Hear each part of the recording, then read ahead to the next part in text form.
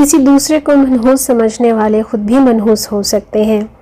ایک دفعہ کسی جنگل میں 20 مزدور لکڑیاں کاٹ رہے تھے کہ اچانک ہی طوفان کا موسم بن گیا اور دیکھتے ہی دیکھتے گرج چمک کے ساتھ بہت ہی تیز بارش بھی ہونے لگی، مگر وہ مزدور بس لکڑیاں کاٹنے میں مصروف رہے کیونکہ انہیں جلد از جلد اپنا کام پورا کرنا ہوتا ہے۔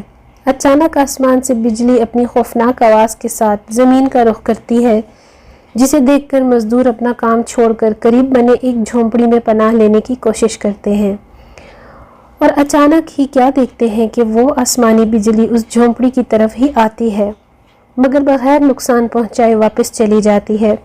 یہ سب دیکھ کر ان مزدوروں میں سے ایک نے کہا، شاید ہم میں سے کسی ایک پر بجلی گرنا چاہتی ہے، اسی لیے تو بار بار ہماری جانب آ رہی ہے اور جا رہی ہے۔ ایسا کرتے ہیں، ہم سب ایک ایک کر کے باہر جاتے ہیں اور انتظار کرتے ہیں۔ اس طرح جس پر بجلی گرنا ہوگی گر جائے گی، تاکہ ہم سب تو سکون کا سانس لیں، ورنہ اس طرح ہم سبھی پریشان رہیں گے اور سب باری باری انتظار کر کر کے واپس چلے آئیں گے۔ اور اس طرح ایک ایک کر کے باری باری سب مزدور باہر جاتے ہیں اور انتظار کر کے واپس اندر چلے آتے ہیں، مگر بجلی کسی پر بھی نہیں گرتی۔ تو اب باری آتی ہے 20ویں شخص کی، تو سب کو یقین ہو جاتا ہے کہ یہ ہے وہ شخص جس کی وجہ سے بجلی بار بار ہماری طرف آ رہی ہے۔ اب اسے یقین ہو جاتا ہے کہ صرف میں ہی بچا ہوں، یقیناً بجلی مجھ پر ہی گرے گی اور میں ہی ہلاک ہو جاؤں گا، یقیناً بجلی میرے لیے ہی آتی ہوگی مجھے ہلاک کرنے۔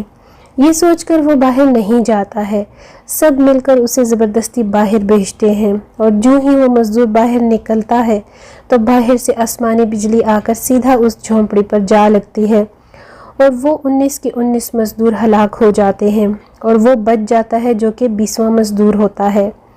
گویا اسی 20ویں کی وجہ سے باقی 19 بھی بچے ہوئے تھے، جبکہ 19 اس کو نحوست کی علامت سمجھ رہے تھے، اور دوسری طرف ہم کسی اور کی وجہ سے پریشانیوں اور مصیبتوں سے بچتے آ رہے ہوں جس کا ہمیں بالکل کوئی علم نہیں ہوتا۔ اس کہانی کا آپ سب کے ساتھ شیئر کرنے کا مقصد یہی ہے۔ اس پوسٹ کو زیادہ سے زیادہ شیئر کریں، یہ آپ کے لیے صدقہ جاریہ بھی ہے۔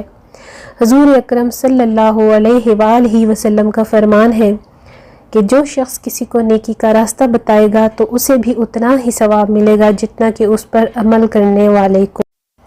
صحیح مسلم کتاب الامارہ باب الفضل اعانۃ الغازی الحدیث۔ اللہ تعالی ہمیں دین کو سمجھنے کی اور اس کی تعلیمات پر عمل کرنے کی پوری توفیق عطا فرمائے، آمین یا رب العالمین۔